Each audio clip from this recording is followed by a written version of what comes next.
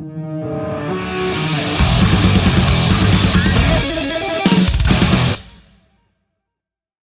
things going? All right. They are going well. Sorry, I'm just gonna lift you up here a little bit. That's all right, mate. I've seen it all. I've seen people put me on bookshelves. They've put me on like a stack of vinyl. I've been everywhere. Yeah, I've got this nifty little stand. It's like this. It looks kind of like a police like baton thing. When it's closed away, so it's literally like I don't know. It's like a size of a water bottle when it's closed up, but it can extend all the way to like almost 6 feet. That's a nifty little thing to have. So Well, I mean, it's got double use then. You know, you can yeah, yeah, it's a nightstick slash yeah. tripod. See, sales. That's a sales pitch. But hey, Danny, thanks for joining us on the show, man. It's really cool to catch you. Of course, you're currently on tour within this moment and Motionless in White, right?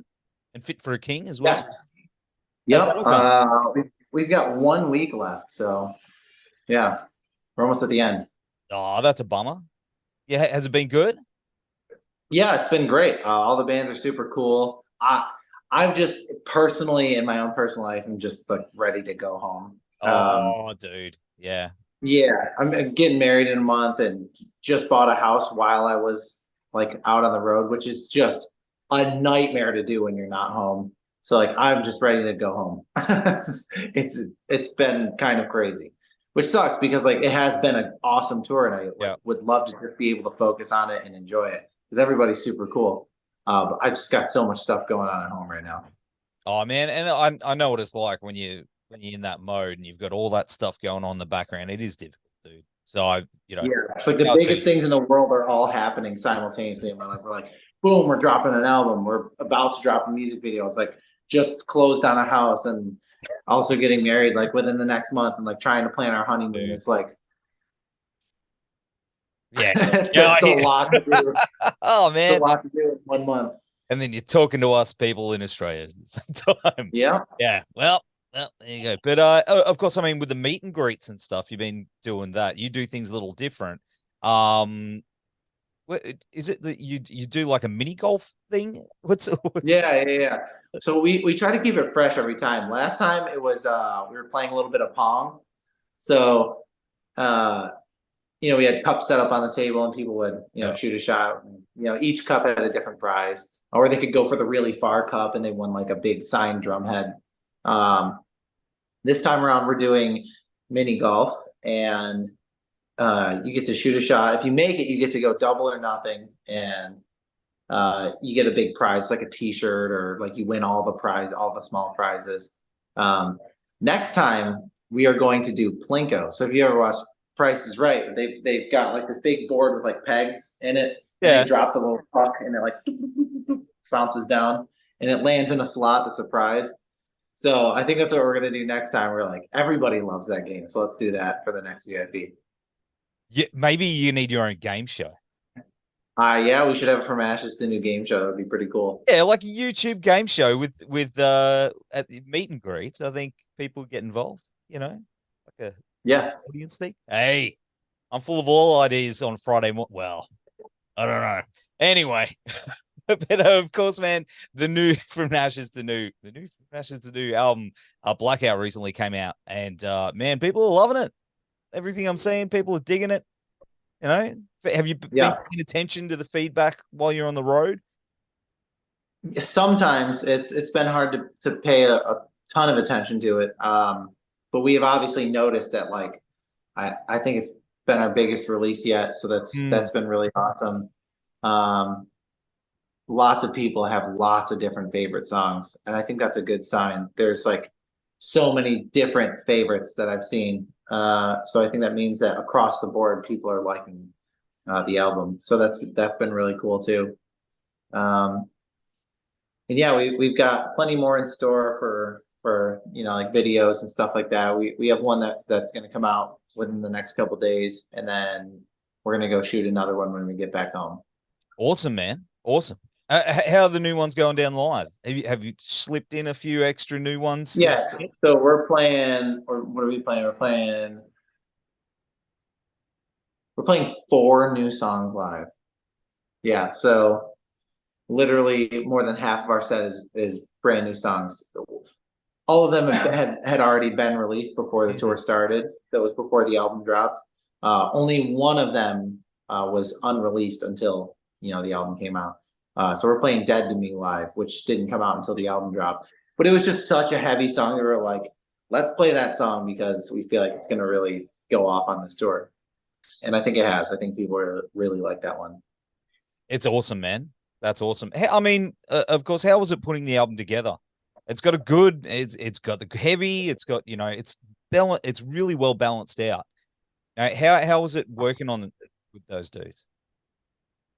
Yeah, well, just putting together the track listing, we tried to pace it as best as we could and tried putting the songs that we felt were going to be the most single worthy towards the front of the album because when it comes to like playlisting and people listening to the album, like you want your strong songs up front, but we also wanted it to pace well throughout the record. So it was really a challenge. When it came to like just writing the songs, we just kind of went in there and did our thing and kind of recognized throughout the process we need a little more of that or a little more of that and would like write different songs for different things. And overall, I think it turned out really well. It's diverse. Yes. It's heavy, it's catchy, got a lot of different elements to it. So Is it connected to Day One? Going by the artwork. So we during the writing process we looked at what we were writing, and when we were writing it was the middle of 2021. So every day the world was ending. Yes. So we had already had Armageddon, I think, pretty much written out, maybe even recorded at that point. And that was actually going to be the name of the record. And so Matt had the idea. He was like, this record is starting to feel kind of like a apocalypse based like record. It's like the end of the world all the time. So he had the idea of looking at Day One. He was like, this record is like the kid on the new planet looking back at like old planet falling apart. He's like, why don't we make this like the prequel to that? Like, since we're writing all these lyrics that are about the end of the world, we made the art, the kid on the old planet reaching for the new planet. So that was kind of the tie-in. Cool. I like that. Are you going to be expanding on that in the future? We're going to have like a day 2 or a day 3 or oh right. You know what I mean? I don't know. Hard to say for sure. We don't have like an overarching game plan necessarily. That was something that just felt right to do. So we did it. We don't know what the next thing is going to look like yet. So we put out this record. We loved writing it. We loved the heaviness of it. I think we're going to continue down that path. As far as like the concept or the idea behind the next record, we haven't gotten there quite yet. Okay. Because I think it'd be really cool to, explore as a fan to see, I guess, maybe have you thought of graphic novels or maybe some web series or something to sort of expand on those concepts to tie in with music? Is that something that's been thrown around? Not right now, not at the moment. We're just kind of focusing on each record individually, and this one just happened to really work well with day one as far as like the art and the depiction of everything. So look at me jumping ahead. You're like, man, I bought a house and I'm getting married. Settle down, Nev. Like, haven't even had time to sit down and pick up a guitar for the next record. No, you're like, sit the fuck down, Nev. All right, okay. Yeah, man. Of course, I mean, in terms of your own connection to the songs, is there one or two that you find that you've got such an emotional connection to that you find difficult to play live? Because some of these songs, man, are really like emotionally driven. Yeah, I've never had that issue live because I'm so focused on what I'm doing technically, and like engaging with the crowd and just performing to the highest level that I can. Like, I feel like when I'm on stage, I'm playing a sport, like I'm playing a basketball game, you know?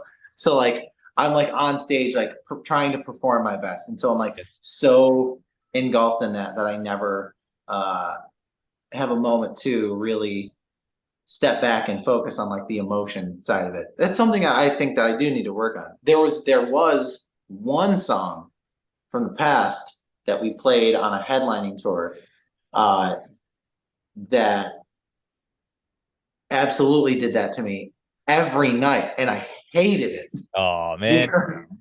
because it's really hard to sing when you get into an emotional state. So we were playing a song off the future called "Let Go," and it was a song that Lance wrote, and we were doing an acoustic version of it.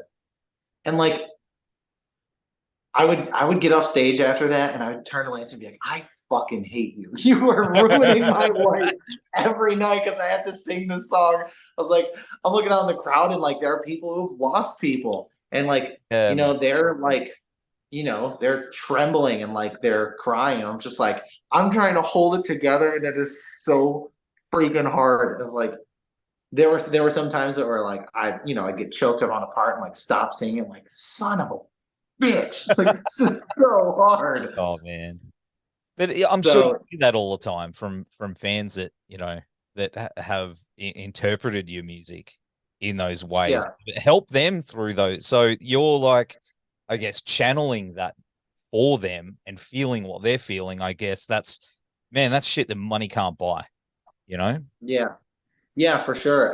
And it is something that I would like to embrace more in the future. I've always been just not great with emotional display in that sense, and it's always made me like really uncomfortable. So I'm trying to in the future embrace it a little bit more. So I'm always like the happy-go-lucky, is just like not a care in the world, like uh kind of guy. So like emotional displays like that, like I always try to like run away. Like Yeah, I yeah. just like, oh God, like someone's going through something or someone's angry or something, I'm going over here.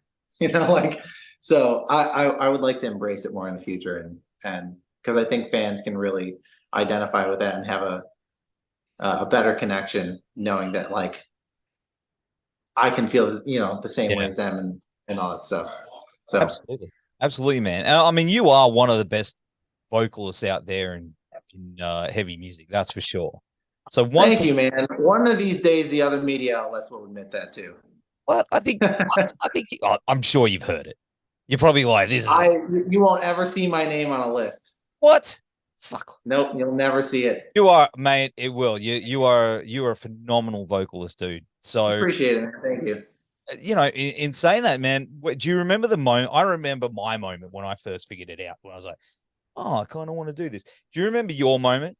Do you remember that time when you were just like, I think I'm going to learn how to do this and I'm going to take it seriously? Was there a time in your life that happened? Yeah, yeah. My very first moment. I was 11 years old, and I was watching a friend at a talent show for school.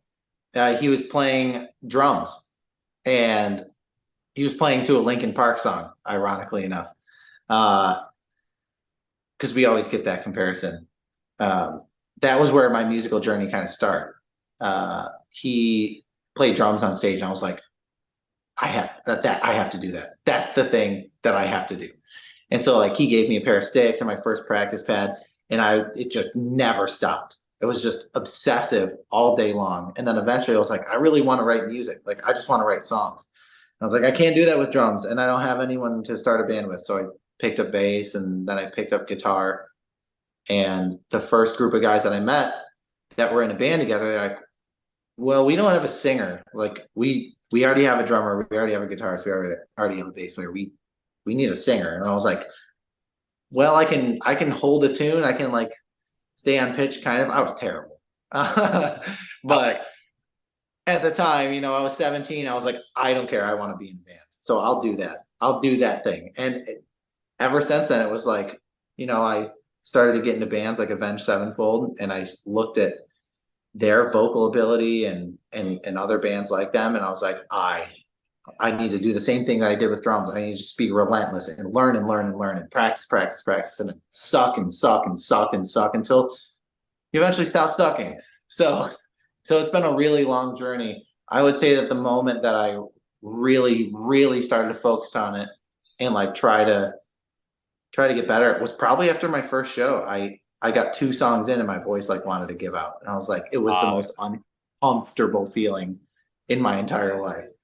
Even just playing, your first show, everybody's scared shitless, right? So that was a moment where I was like, I want to be perfect on stage. And it sent me down this rabbit hole of like studying and learning and practicing and just constantly doing scales and improving my voice.